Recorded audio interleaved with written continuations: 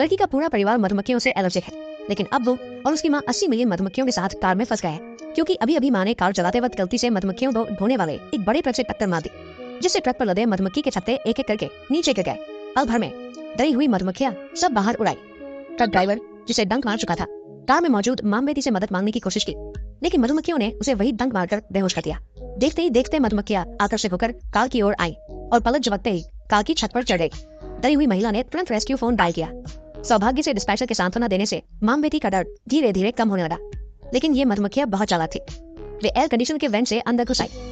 माँ ने फौरन वेंट बंद कर दिया, लेकिन तभी 3 मधुमक्खियां बेटी की ओर उड़ गई। डिस्पैचर ने दोनों को सख्ती से कहा कि वे हिलन डुल नहीं, वरना मधुमक्खियां बढ़ सकती है। कौन सोचता था कि तभी एक मधुमक्खी बेटी के चेहरे पर रेंगने लगी। मधुमक्खी धीरे धीरे उसकी आंखों की ओर बढ़ रही थी। लड़की खुद को रोक न सकी और एक थप्पड़ से उसे मार डाला। हालांकि मधुमक्खी मर गई, लेकिन उसका डंक उसके चेहरे में रह गया। जल्दी एलर्जी की वजह से लड़की की सांसें रुकने लगी।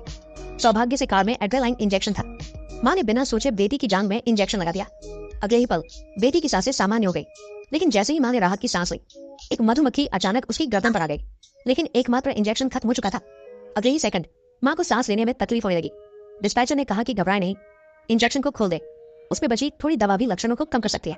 अब सबके फोन की बैटरी कितनी है, कमेंट कर बताएं। एक ही बैटरी प्रतिशत वाले दोस्त बन सकते हैं।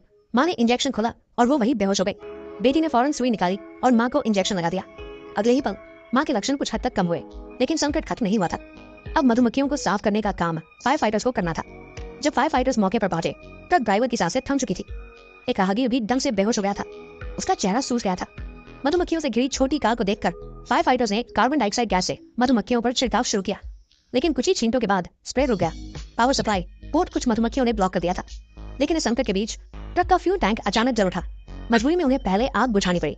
तभी एक टीम मेंबर ने देखा कि मधुमक्खियां धुएं से डरती हैं और धुएं वाली जगह पर नहीं रेंगती।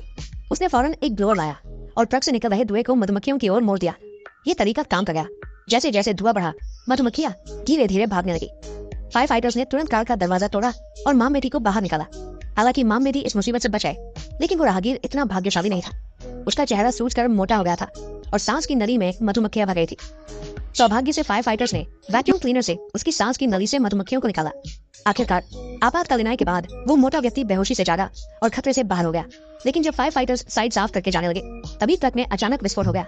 इससे मधुमक्खियां दोबारा डर गई और हवा में इकट्ठा होकर एक भयानक चक्रवात बनाया। वे शहर के केंद्र की ओर उड़ गई। लेकिन अजीब बात यह थी कि रात होने पर रडार से मधुमक्खियों का झुंड गायब हो गया।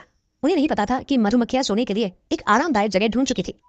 उस रात मधुमक्खियों ने और परेशानी नहीं की, लेकिन अगले दिन हादसा हो गया, क्योंकि वहां एक परफ्यूम लॉन्च इवेंट चल रहा था।